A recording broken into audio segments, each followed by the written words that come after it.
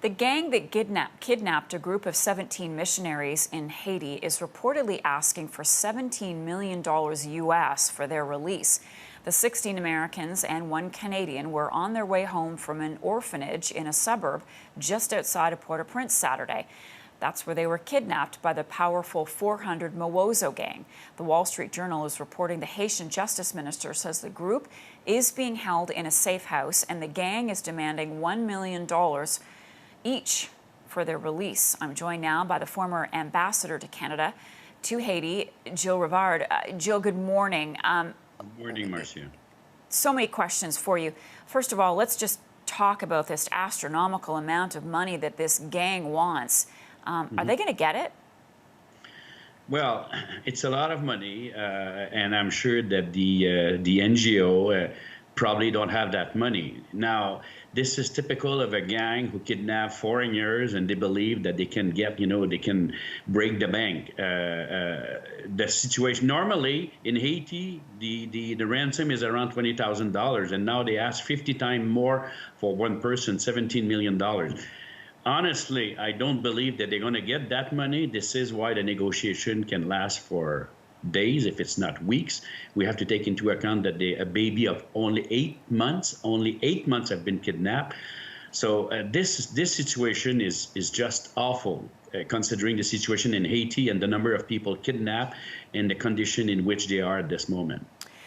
Yeah. What do you know about this gang, this 400 Mowozo? This gang didn't exist until 3 years ago, has many other street gangs.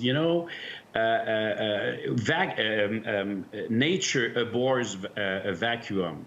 In this situation, the vacuum in Haiti is a political vacuum that then percolates into the security situation. This is why these street gangs proliferate in the last 3 years as we've never seen before. I've never heard of that group before. Now they are becoming famous, and not for the good reason. And the situation is so bad that the number of kidnapping in Haiti has been over 600 in the last, year probably, which is terrible. We haven't never seen that before. When I was ambassador, we had a couple of kidnapping, but we were talking about 5, 10 in a year. It's just an indication of how the situation is bad in this very poor country. Right, and just spiraling downwards, and even more so since the assassination of its leader. Can you describe what is happening there in terms of security on the streets? It seems that it's just lawlessness.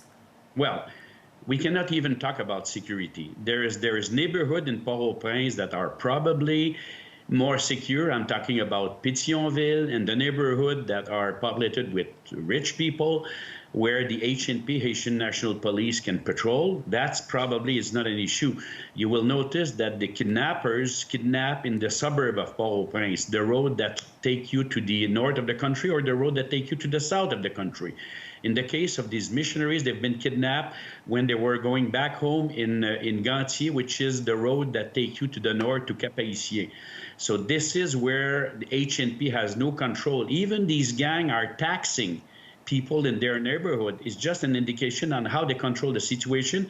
HNP would not dare to go in this part of the suburb of Port-au-Prince. They lost totally control. It's unfortunate that these missionaries were kidnapped on that road, but that was not predictable. But they were taking big chances by traveling on daylight. Probably they knew that they were moving from their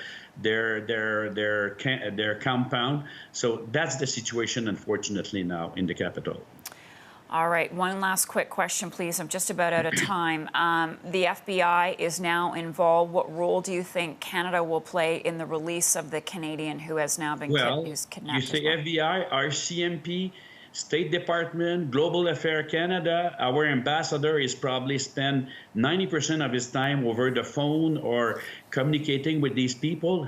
We have a Canadian there, so we have a role to play. And I'm sure that the department is spending no effort to try to free the hostages. Now, it's going to be complicated. As I said, 17 people, big gang. It's very bad, and it sent a very bad signal in this country by kidnapping foreigners. Gilles Rivard, former ambassador of Canada to Haiti, thank you so much for your time with us. You have incredible insight into what is happening there on the ground, and we really appreciate it.